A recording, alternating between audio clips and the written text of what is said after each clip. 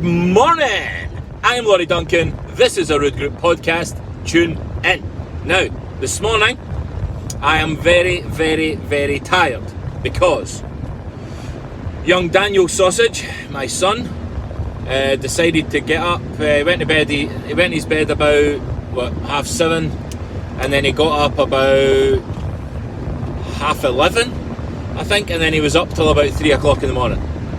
And then I was up at about 5:15 to start my morning routine, and so I am a little jaded. But I still got up, I still done my routine. I'm heading into the office now, I think it's just before 8, and I am still doing this podcast because it's the little baby steps that contribute to the giant steps. And sometimes, as a wise man once told me, you've just got to be tired. So, the purpose of today's podcast is the bank of mum and dad. And for those of us that are lucky enough to have a bank of mum and dad that we can rely on, and I guess I say the bank of mum and dad, but I mean the bank of, any close family, close friends, people you would consider your family, even if not your mum and dad, people that will help you out. They're a bit further on in life than you, a bit older. They've had their whole life to build up their own wealth, their own cash position, and it's very likely that they're going to want to see you succeed, and they're going to want to help you out. Probably, I guess it's up to you to convince them to help you out, as it would be with any investor. But your close circle of family and friends, the bank of mum and dad, you'll probably find that they want to help you, because if any of you can relate, if you've got your own family, as your kids are grown up, would you not want to help them? I know I really do. I'm really, really passionate about that.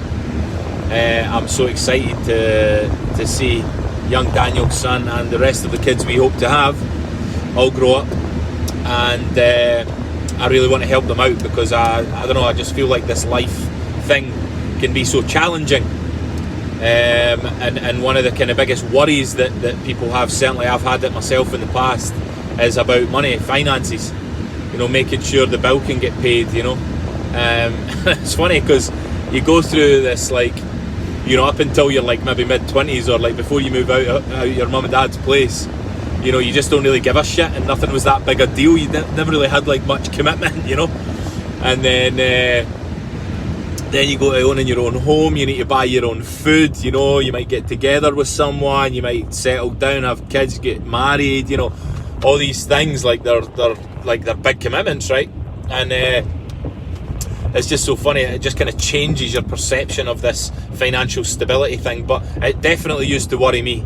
I had this constant fear about having enough money, because I would always spend it. I would get paid, and then I'd get paid at the start of the month, and then by the end of the first week, second week, that was me skint. Never had any more money. I'd be borrowing off my mates all the time and all that kind of shit. But anyway, this bank of mum and dad, or these people that you can rely on, probably will likely want to support you. So why not approach them about, if you're getting into property, you're starting to find some deals, why not approach them about loaning you some money? And if they're concerned about it or whatever, explain the secured option. Doesn't have to be unsecured.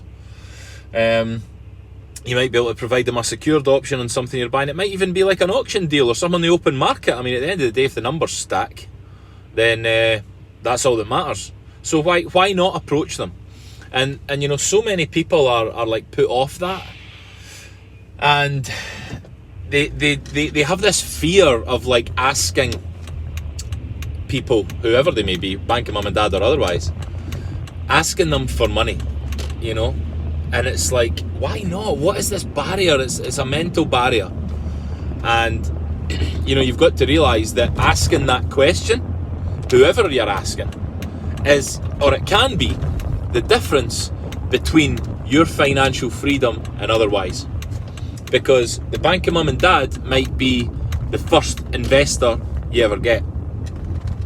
and getting that first deal done, posting about it on social media, demonstrating your credibility. Other people will come into your circle. Your bank of mum and dad's friends will inquire about how it all works, and they'll be curious. And their friends and their friends' friends, and before you know it, there's a massive spider's web of opportunity there for you to go and secure finance from. So, the point of this podcast is just to challenge your mind, because likely you'll be resistant to this, because most people are. I wasn't, and thankfully I've got a sensational mum and dad who have always helped me out anytime I've asked for some help, and they helped us out right at the start, on a couple of deals. Thankfully, that was great. It worked out great for me, it worked out great for us, worked out great for them. So, why not ask the question, man? That's all. Just getting you to think about it. So, if you have the bank of mum and dad, or the bank of close family that you can go and approach about funding your property venture, why not ask them? And tell me why not. Comment in the comments below, because it'd be really interesting to get your feedback on this. Anyway, subscribe if you've not subscribed. If you have not subscribed, that is pure insanity, baby. But that's me at the office now.